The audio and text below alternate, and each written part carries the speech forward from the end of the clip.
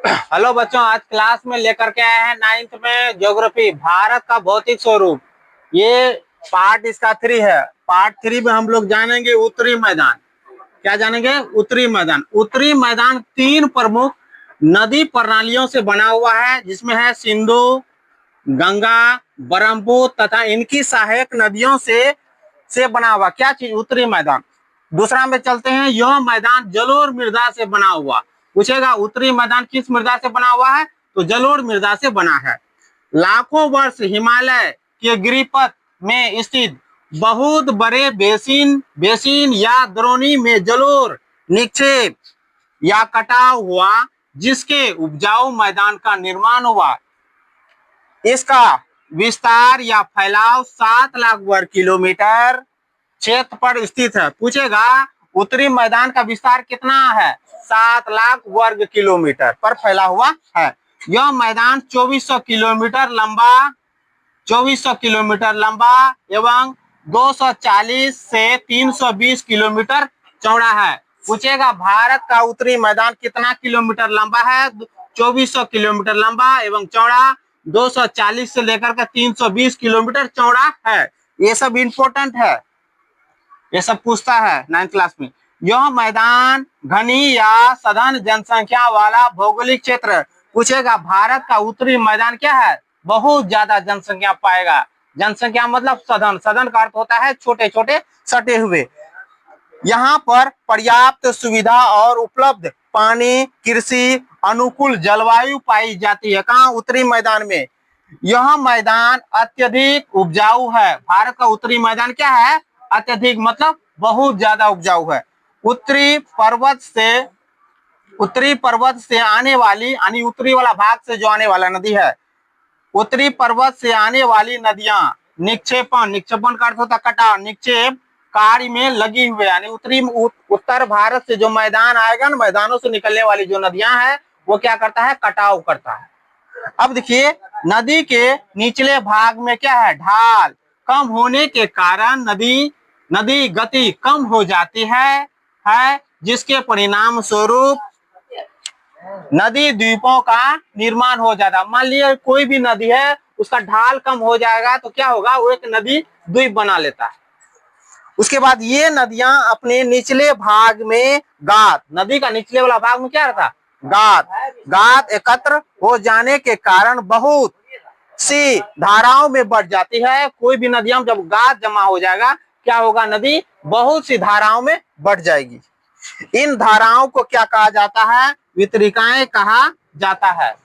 अब देखिए इसमें और आगे हम लोग चलते हैं। अब देखिए क्या है दोआब का अर्थ क्या है? दोआब का अर्थ है दो नदियों के बीच का भाग। दोआब का अर्थ क्या है? दो नदियों के बीच का भाग। मान लो एक गंगा है और एक सिंधु है, दो नदियों के बीच का भाग क्या कहलाएगा? दोआब कहलाएगा। और ये बीच वाला भाग दोआब दो शब्दों से मिलकर बना है, दो तथा आप अर्थात पानी। दोआब का अर्थ क्या हुआ? पानी। अब देखिए इसी प्रकार पंजाब भी दो शब्दों से मिलकर बना है, पंच का अर्थ है पांच और आप का अर्थ है पानी, इसीलिए पंजाब कहा जाता। अब देखिए उत्तरी मैदान मोटे तौर पर 3 उपवर्गों में विभाजित किया। फिर उत्तरी मैदान को, इस वाला मैदान को 3 भागों में फिर इसको बांटा गया। कितने भागों में? फिर इस चीज को 3 भागों में बांटा गया। कितने भागों में? इसको फिर 3 भागों में, उप भागों में। उत्तरी मैदान को उप भागों में विभाजित किया गया, 3 वाला में। अब देखिए क्या है उसमें, उत्तरी मैदान की मोटे तौर पर 3 उपवर्गों में विभाजित किया गया है। उत्तरी मैदान के पश्चिमी भाग को पंजाब का मैदान कहा जाता है। समझ लीजिए, तब इसको हम लिखा देंगे। अब देखिए उत्तरी मैदान का जो भाग है उसमें क्या है? पंजाब, जहाँ पंजाब बसा हुआ। पंजाब क्या एक राज्य है ना। अब देखिए उत्तरी मैदान के पश्चिमी भाग को क्या कहा जाता है? पंजाब का मैदान कहा जाता है। सिंधु तथा इसकी सहायक नदियों के द्वारा बनाए गए यह मैदान बहुत बड़ा भाग पाकिस्तान में स्थित है। अब देखिए सिंधु नदियों से द्वारा बना हुआ ये मैदान क्या है? पंजाब के बगल में सटा हुआ है पाकिस्तान। वो कुछ क्षेत्र क्या है? बहुत सारा क्षेत्र कहाँ चले गया है? पाकिस्तान में। अब पाकिस्तान में सिंधु तथा इसके सहायक नदियां क्या है? झेलम, चेनाब, रावी, व्यास, सतलज, हिमालय से निकलती है। सिंधु की जितनी भी सहायक नदियां हैं वो सारी कहां से निकलेगा, वो हिमालय से निकलेगा।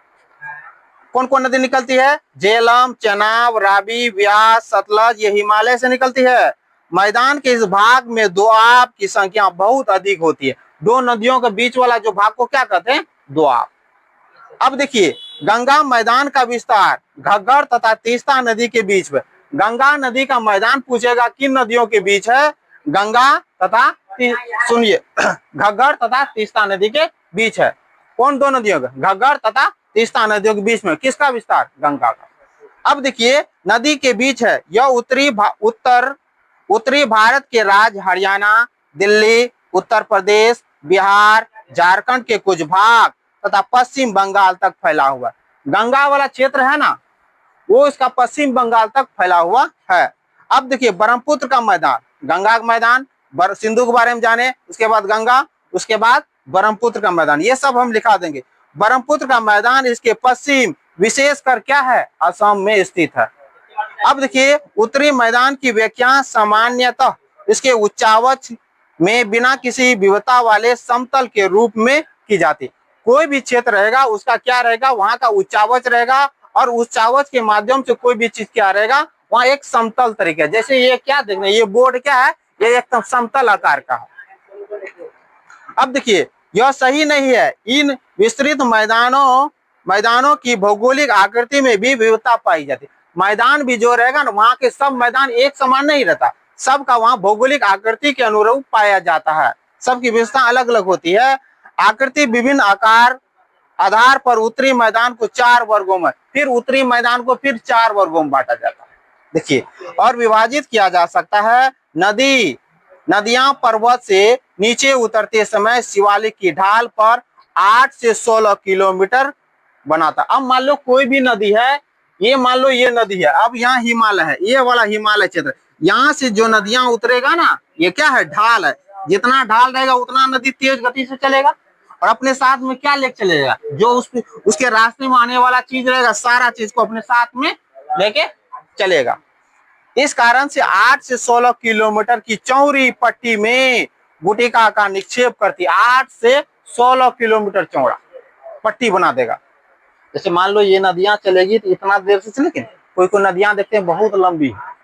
जैसे मान लो भारत का सबसे लंबी नदी कौन है, गंगा है ना, कितना किलोमीटर, 2525 किलोमीटर है ना। हाँ, इस तरीके से अब इस निक्षेप को क्या कहा जाता है, भाबर कहा जाता है। भवागा, बौर और बाबर के नाम से कहा जाता है। और सभी सरिताएं इस भाबर पट्टी में विलुप्त हो जाती है। कभी कभी जो नदी से बहेगी ना, वो नदी क्या करेगा, थोड़े थोड़े आकर के जाकर विलुप्त हो जाती है। विलुप्त मतलब गुप्त हो जाएगा। इस तरीके से इस पट्टी के दक्षिण में यह सरिताएं एवं नदियां पुनः निकल जाते, फिर वो नदियां क्या करेगा, फिर निकलेगा एवं नम तथा दलदली क्षेत्र का निर्माण करते, फिर चले जाएगा, वहां क्या करेगा, एक दलदली क्षेत्र का निर्माण करेगा। नहीं देखते हैं कोई भी क्षेत्र में चले जाए, वहां दलदल है, वहां संभावना ज्यादा रहता है उसमें फंसने का। इसीलिए जिसे उसे कहा जाता, दलदली वाला भाग को क्या कहा जाता है, तराई कहा जाता है। यह वन्य प्राणियों से भरा घने जंगलों का क्षेत्र है। बंटवारे के बाद पाकिस्तान में आए शरणार्थियों को कृषि योग्य भूमि उपलब्ध कराने के लिए इस जंगल को काटा जा चुका। ये सारा शरणार्थी है जो पाकिस्तान में चला गया और उस वाला क्षेत्र को क्या करता है, उसको काट करके उसमें फसल लगाने के लिए खेती लायक जमीन बनाया जाता है।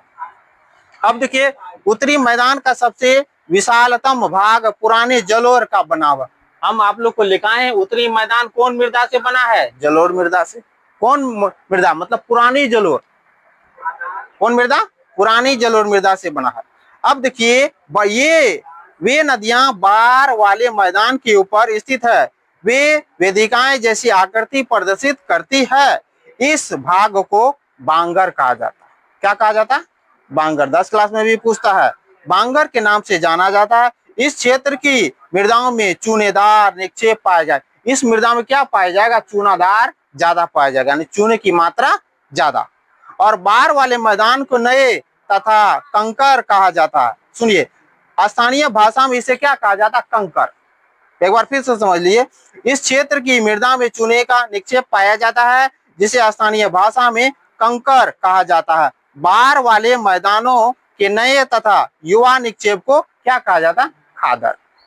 यानी नए मिट्टी को क्या कहा जाता? खादर। ठीक, इसीलिए उपजाऊ होते हैं तथा इन पर कौन खेती किया जाता है? इसमें गहन खेती किया जाता है। अब देखिए पूछेगा कि खादर क्या है ना। अब देखिए उपजाऊ मिट्टी होने के बाद, जैसे मान लो नदी के द्वारा कोई भी मिट्टी बहा करके लाया जाता है, उसमें कौन फसल लगाया जाता है? उस क्षेत्र में देखिएगा खास करके सघन कृषि होगा, यानी ज्यादा जनसंख्या रहेगा और सघन कृषि होगा। इस चीज को देखिए, लाइक कीजिए, वीडियो को सब्सक्राइब कीजिए और शेयर कीजिए।